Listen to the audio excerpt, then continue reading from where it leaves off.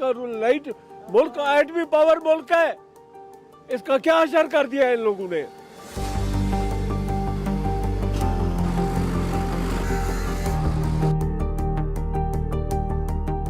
अभी रात भी हो रही है तो काफ़ी मुश्किल है, स्पेशली बच्चों के लिए। ज़ाहिर बात है कि आजकल वो टॉर्च तो फ़ोन भी अगर हमारा चार्जिंग हो तो फिर टॉर्च ऑन होता है। लाइट के बगैर जो है ज़िंदगी बिल्कुल स्टॉप हो जाती है। हर काम जो है वो बिजली से है। पानी बिजली से है, मोटर चलेगी तो बिजली होगा, कपड़े इस्त्री होंगे, बच्चे जाएंगे, हर बात चीज़ जो है हम लोग बिजली पे डिपेंडेंट हैं।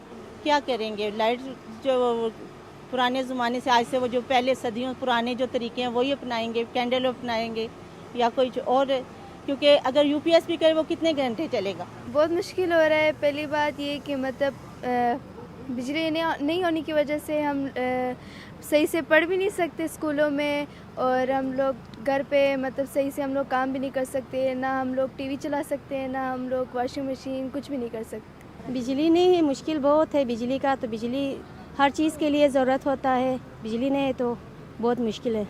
मजदूर परेशान हैं, तंग हैं बहुत। बिजली का बंदोबस्त सही किया जाए। अभी तो सर्दियाँ हैं, पता नहीं फिर गर्मियों में क्या हाल होगा।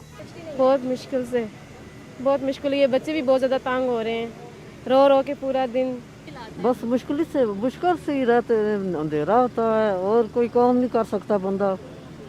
बस काफ़ी मुश्किलातें पेश आती है। अब अंधेरा हो जाएगा। अभी अब तो हम किसी मेहमान जा रहे हैं किसी के घर, तो वापस आए तो मतलब अल्लाह करे लाइट ही आ जाएगी।